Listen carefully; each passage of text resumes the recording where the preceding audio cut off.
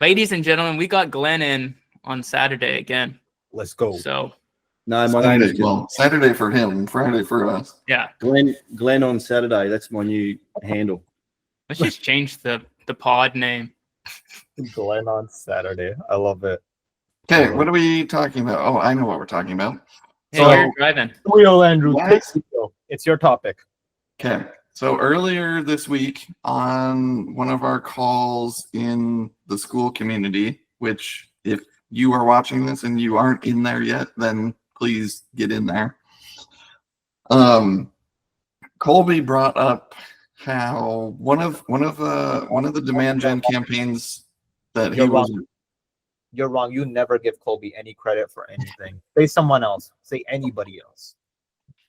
I'm gonna give Colby his credit today because I love Colby.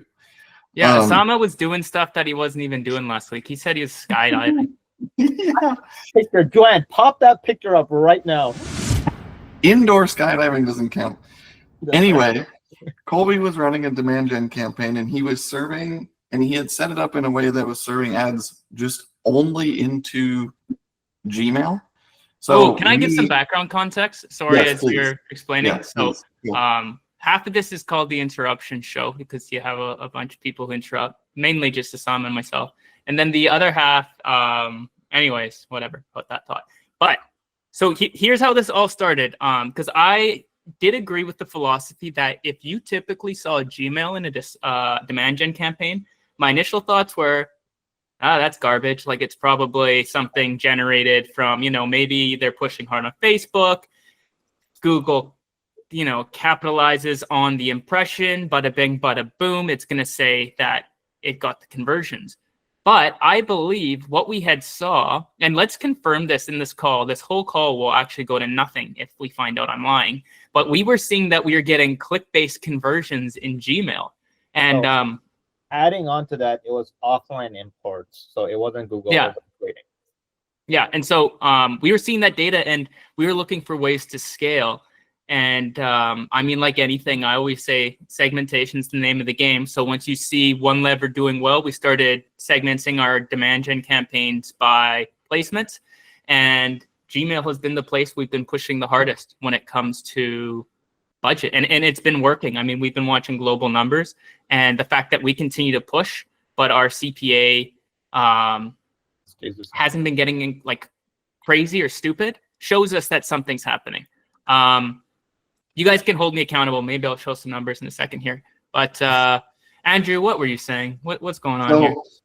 After Colby kind of went through all of that and was walking through this campaign, then obviously I've been kind of on the email side of things at an email agency recently, and my wheels started turning immediately when he said serving ads into Gmail, and I was like, what if you were able to take like a really dialed in email segment out of your ESP, whether it's Klaviyo, MailChimp, whatever, it doesn't matter. If you have a really dialed in list or segment that's big enough that you could import into Google Ads as a new customer list, you could essentially use those placements into Gmail as like super bottom of the funnel targeted ads for people who may have seen, or people that you're sending certain emails to from that same segment, that same email segment. So the funnel would essentially be whatever is driving top of funnel, and then middle of funnel turns into your email segment, and then you're using that same segment again as your customer list to serve demand gen ads into Gmail as your like super bottom of funnel.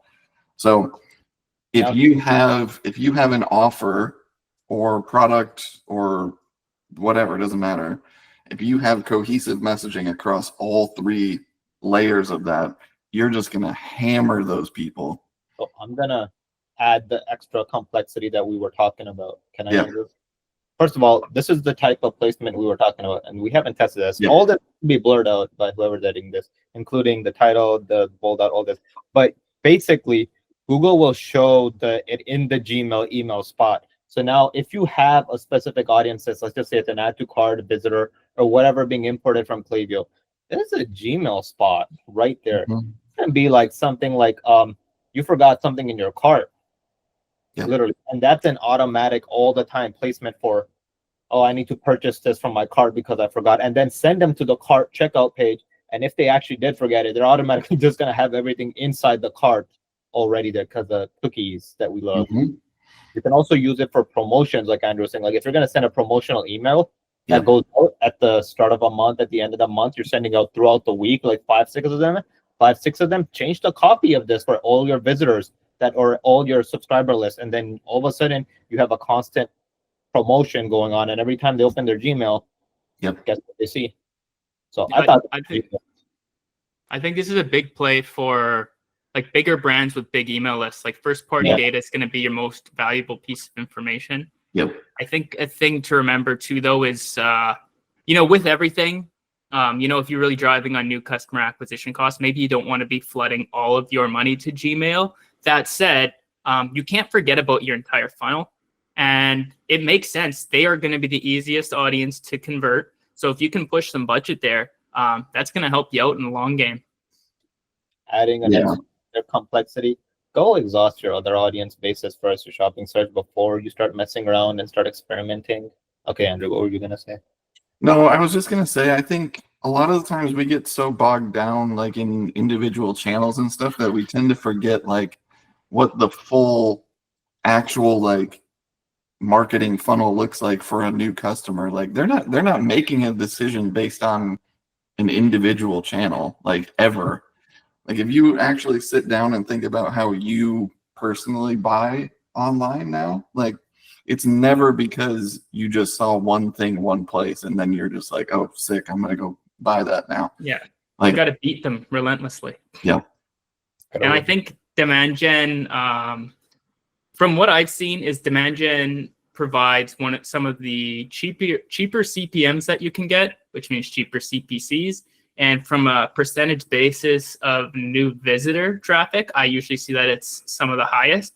So bringing in new customers, I know we're talking about like returning visitors, email lists and stuff. This is kind of like an independent piece, just talking about when you're just tracking in general. I found that you can really get a lot of new visitors through all this. But I mean, maybe there's a play with like the lookalike audiences and whatnot. I'll admit I still haven't had a lot of luck with lookalike audiences in Google, but sometimes people call me dumb, so I don't know what to tell you. well, because I mean, even if we want to go outside of Google, like you could take that same segment and start making lookalike audiences from your Meta side. Yep. True. So going off of talking about demand gen, because we were saying that demand gen, I'm also finding that it is better than YouTube. Again, everything is going to be blurred beside the numbers. And you can't really do, like, caveat being like, there really is no YouTube unless you're doing it for awareness now. Yeah, facts. But it does seem to be better, despite like, the rumblings that there used to be. I think demand gen is actually, I think it's okay. Yeah. So what I have right now is looking at Northbeam on a click basis. The basic benchmark we figured out was that if we're getting a new customer CAC between a 0.3 and a 0.4, we can scale it because what we track is post-purchase surveys of where they see the ad first, not where they purchased from, but where they heard about the brand first, right?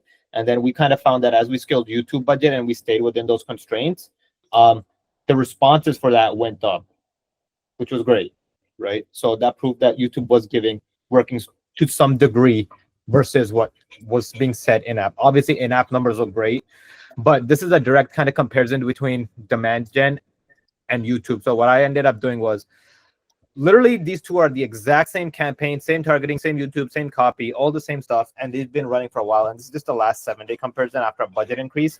This one's sitting at a 0.44 MER, and this one's sitting at a 0.3 MER. So you can see the difference between the two. This one, I know it says 542% uplift, but that's because we did a drastic budget increase and it fell off and it increased. But this is where it usually sits at, and this is where it usually sits at.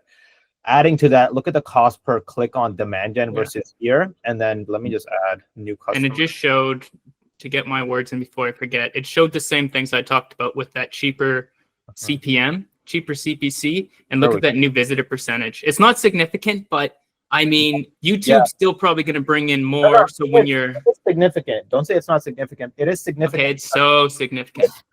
Exactly. No. Let me tell you why. Because you get pretty much triple the amount of people coming in based off these new customer click values or costs, right? For the same amount, but because it's the same percentage, more new customers, Colby. So technically, you're right. Yeah, I'm digging demand gen. That's my hot take, is that I'm digging demand gen. It brings in lots of new visitors.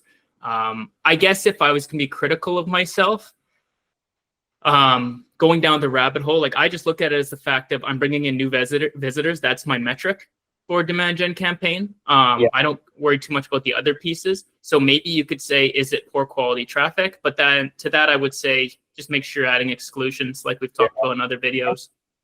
Yeah, I think there's a couple of benchmarks if you're trying to attract new customers or new visitors or just customers in general that you can play at on a click basis when you're looking at demand gen or YouTube.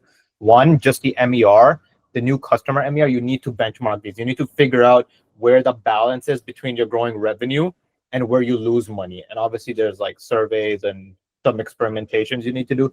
The other one is percentage of new customers that come in from it. Or in this case, this one's 60. Oh, wait, no, hold on. Where'd it go? Oh, here, this one's 69. This one's 66. That's a pretty good amount compared to the other campaigns, which are like, I'll show you. That's that's good. And I think we're talking about this in one of the other calls. Sorry that I interrupt you. It's the only thing I know how to do. But I was saying, it's like funny because with North Beam, we see new percentage rates like that's good at like 70%. But then when I'm in Triple Whale, I see it like 90%. And I'm like, oh yeah, this is good. So I think there's some disparities between the platforms. So of course, benchmark with your own benchmarks within the platforms. I was like, yeah. Okay, Glenn Wilson, you've been quiet. Thoughts? Sorry, guys. I'm finding it a little hard to hear because it is belting down rain here. And it's really loud. I don't know if you can hear it, but my God. That's okay. That's okay. I think we covered everything we were going to talk about, unless anyone wants to add anything else. But I love Andrew's idea. I'm going to do it. Yeah, I like that too, especially if you've got Klaviyo, because Klaviyo connects directly to Google Ads. You can just import segments in there, start using that audience straight away. I'm definitely going to test that out. Like from a remarketing perspective, it's a no-brainer. Yeah, like come Black Friday, like you pump all the new visitors now, then Black Friday, you beat the shit out of that list. Yeah. It's also great because it's dynamic to the Klaviyo list. So it updates daily or whenever it pulls once a day or something like that. So it's dynamic. So you don't even have to do anything. It's just updates on its own. So great. Yeah, and if you have like somebody that actually knows what they're doing on the email side, and they have like some really good segments built out that are dynamic and that change over, like, let's say you have like a 90-day engaged segment or something where that's dynamically like kicking people out that haven't engaged with the site or a product or whatever within 90 days. Like that's super, super valuable information that you can piggyback on. Agree. What about here's another thing. Here's the thing I always talk about but never do. Like lapsed audiences. So users who have not purchased in a while, having those lapsed lists. And now I'm just going to keep speaking on things that I want to do but haven't done. Have you guys seen there's a shopping feature where oh God, we might have to fact check me on this, but there's a shopping feature where you can essentially retarget and provide a discount either to returning or new customers.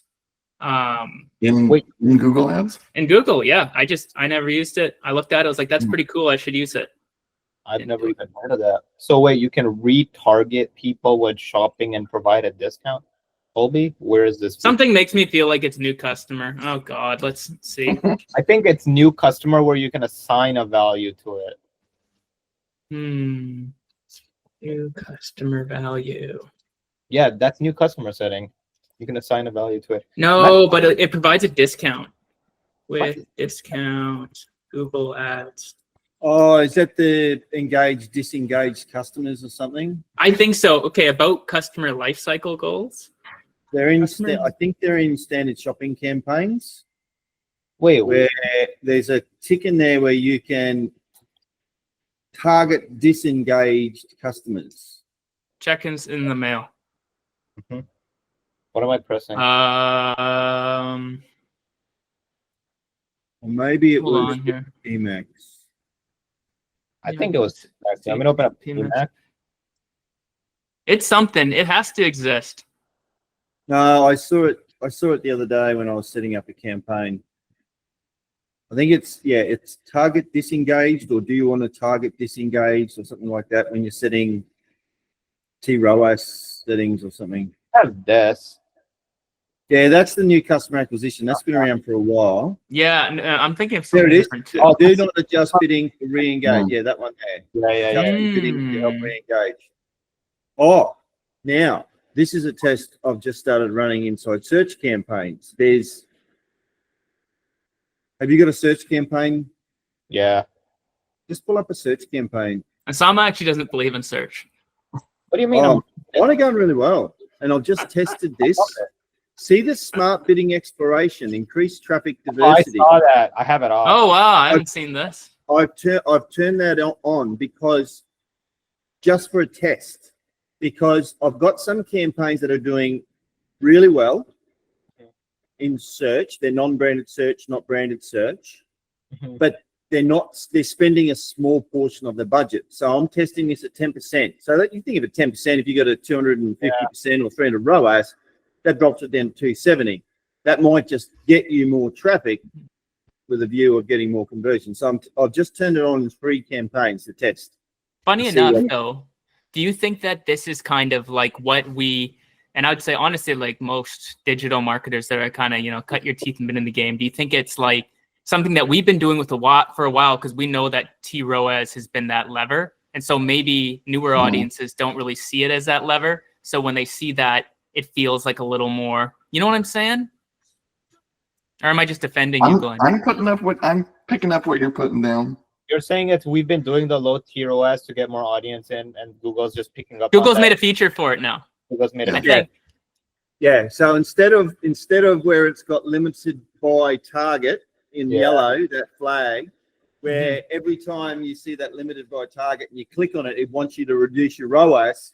They've gone, no one uses this. Let's add it something smart. Call it a beta. And it makes sense though, yeah. control. Because I would use that, and honestly, I'd be like, yeah, 30% max or out, baby. Because then you'd go. This is the problem that I have with this limited by target. And when you're looking at a campaign, right? Just say you got a 300% ROAS setting on a campaign, and you see limited by target, and Google goes, you've got to drop your ROAS down to 198. You go, no, I'm not dropping 100% ROAS off my campaign. And so I just ignore it. But then it'll have all these other tick boxes to choose. This is probably their way of saying, oh shit, no one's doing this. What if we had a little check? Yeah. With a slider? You should spend more money is basically what it kind of comes down to a little bit. And we're like, well, maybe we'll bounce it kind of back, but like this way we can make you spend more money. And on this note of spending more money, have you guys found, I'd say as of this month, I have just been getting absolutely hassled by every Google rep on earth. Oh my God. Like, it's like they have guns to their head where they're just like, please, okay, I will do it for you. Like I got like 3 emails the other day, and they're like, just to make sure you don't forget. I've gotten new customer acquisition is what I'm talking about. Is that what you guys are saying too? I've gotten 4 emails since Wednesday from the same person to connect. Wednesday, Thursday, 2 today, and I'm like ignoring it, and I'm like, the client seeing this, like, what the hell? And I'm just like, ignore. They threatened to get in contact with my client to be like, well, we should have a talk with them. Yeah. And I'm like, you bastard, I will come on a call with you. You did it. You knew how to get me into a call. Yeah, I get about 4 or 5 phone calls a day. I can see straight away. It's like, oh, I'm not answering that, and it's like, oh, it's so and so from Google Ads. Oh. Seriously, I'm trying for 6 months. I haven't picked up yet.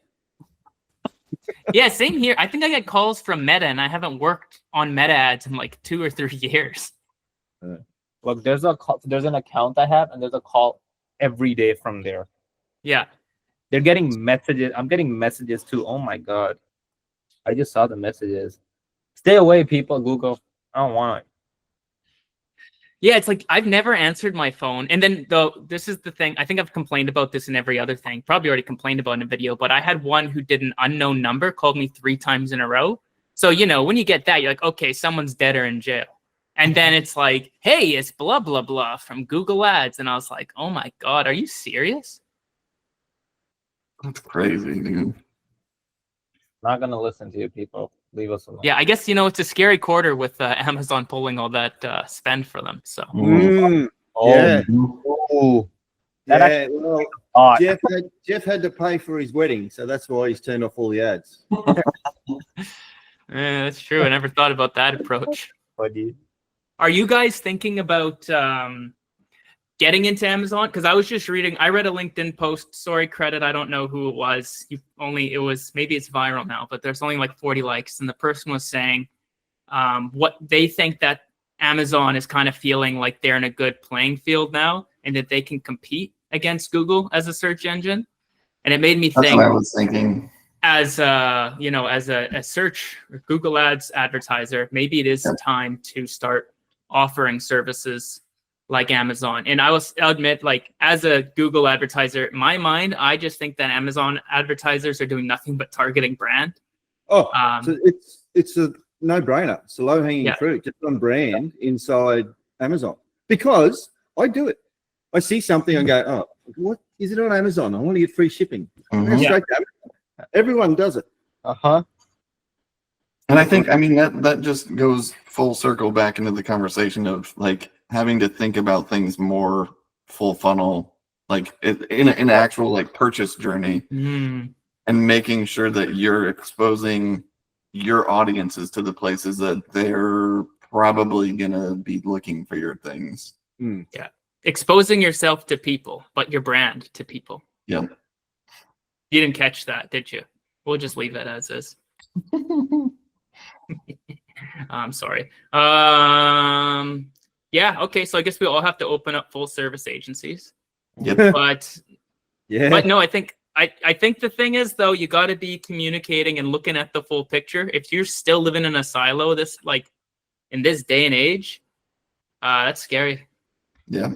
And if you're like listening and you're just like somebody managing an account like on a specific channel or a specific platform or something, don't feel like that means you have to just only talk about that thing. Like if there's insights that you have that you see, like bringing that up with your client, and me being a client services person, obviously this is my universe, but like bringing that up to your client and kind of giving them some guidance there, like makes you so much more indispensable than what you'd normally be.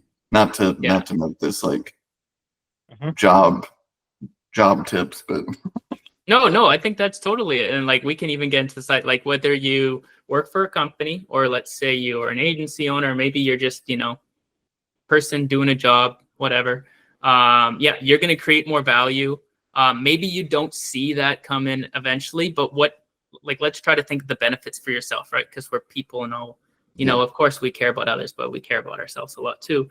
Is that if you can start caring more about the full picture of what's happening and getting out of your individual channel, you're going to have a better opportunity to change things, because maybe you're just looking at Google, but there's something off on the website or the checkout, or maybe the SEO is just a little bit off. It doesn't mean that, don't let the scope creep happen and you start doing another job for free, but you can start making small suggestions, and those small suggestions might make your campaign run better, which may mean more money for everyone down the line. And say if you're just like working in an agency, if there's any advice I could give to people, because now you've made this the job segment, Andrew, it's that know all of your wins. I always, when I worked, actually, I don't even know if I did that. I just say that I did that, but note all of your wins. So come time to renegotiate a salary, you say, hey, I did this, this, and this, or when you're leaving.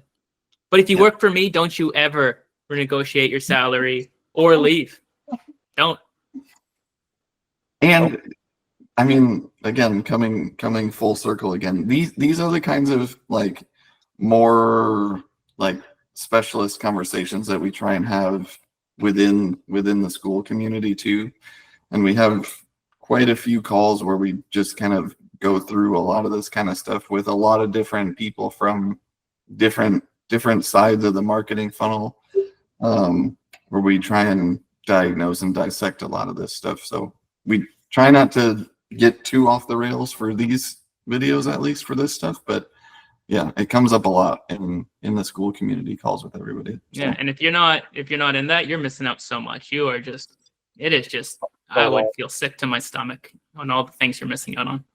First of all, what are you talking about? We go off the rails way too much. We start somewhere, end up somewhere. We're never on the rail. If it's the right people, we just start talking history.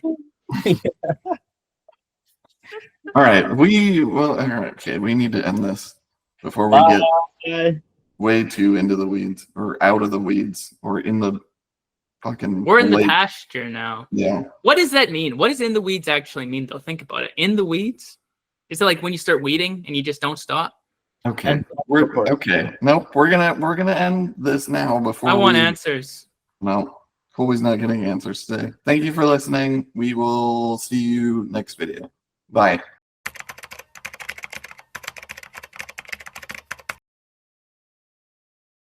Okay. Welcome, one and all, back to the most freaking dysfunctional videos ever on the internet about Google.